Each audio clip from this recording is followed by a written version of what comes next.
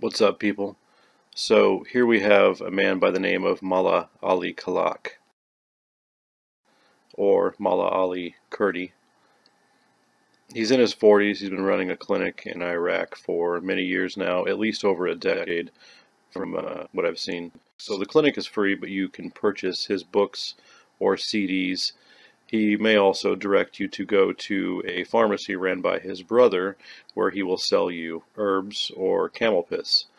The man apparently has cured people of cancer and AIDS, so he claims. Of course, blindness.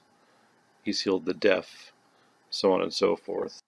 So this guy's been running this scam for a long time now and posts videos regularly to YouTube of more of his healings.